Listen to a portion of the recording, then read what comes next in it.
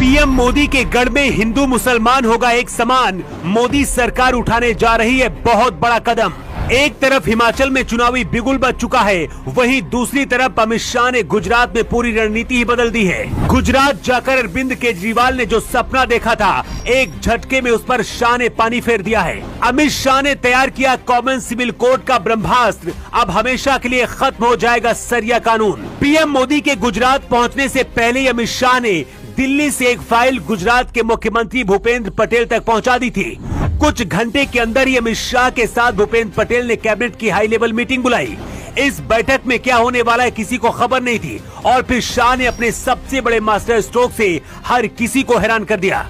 इसकी खबर दिल्ली में जब सोनिया गांधी और केजरीवाल को लगी तो उनकी भी नींद उड़ गई। लेकिन चुनाव से पहला ऐसा गुजरात में ही क्यों किया गया, इसके पीछे की कहानी समझनी आपके लिए बहुत जरूरी है। बीजेपी के चाणक्य अमित शाह भी समझ गए हैं कि इस बार गुजरात जीतना आसान नहीं होगा, इसीलिए प्लानिंग भी बहुत बड़ी करनी होगी। बीजेपी अगर गुजरात हारती है तो ये हार बीजेपी की नहीं बल्कि मोदी से जोड़कर देखी जाएगी।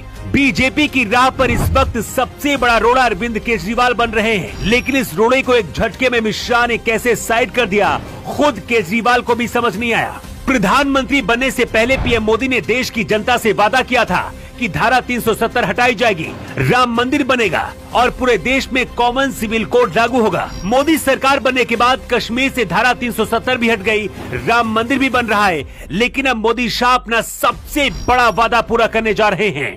2014 से पहले जब मोदी गुजरात के मुख्यमंत्री हुआ करते थे, तभी से पूरे देश में कॉमन सिविल कोड लागू करने का सपना देखा था। इस कानून के लागू होने का मतलब है कि पूरे देश में किसी जाति धर्म के आधार पर कोई कानून नहीं लागू होगा, हर किसी के लिए एक जैसा कानून होगा। कॉमन सिविल कोड एक धर्मनिरपेक्ष कानून है, इसमें सभी धर्म को मानने वालों के लिए समान कानून लागू होगा। अभी तक हमारे देश में अलग अलग धर्म से संबंधित अलग अलग कानून है। मुस्लिम, ईसाई, पारसी समुदाय के लिए अलग कानून है और हिंदू, सिख, जैन और बौद्ध धर्म के लिए अलग कानून है। गृह मंत्री अमित शाह पहले ही कह चुके हैं कि यूनिफॉर्म सिविल कोड लागू करने के लिए राज्य अपने स्तर पर लागू करने का प्रयास करे। सबसे पहले इसे उत्तराखंड में इसी साल मार्च में पुष्कर सिंह धामी ने लागू कर दिया। योगी आदित्यनाथ भी इस कानून को लागू करने के समर्थन में है, लेकिन इसी बीच बीजेपी गुजरात में इस कानून को लागू करने जा रही है। गुजरात में यूनिफॉर्म सिविल कोड के लिए कमेटी गठित की जाएगी। हाई कोर्ट के रिटायर्ड जज की अध्यक्षता में ये कमेटी बनेगी।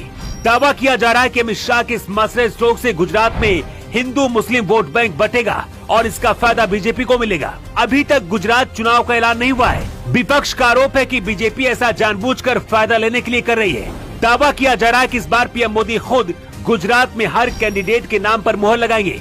पीएम मोदी के गुजरात दौरे के बाद अब अगले 2 दिन के अंदर चुनाव का ऐलान भी हो सकता है, लेकिन कॉमन सिविल कोड लागू करने का ऐलान करने की वजह से अरविंद केजरीवाल और सोनिया गांधी को भी बड़ा झटका लगा है।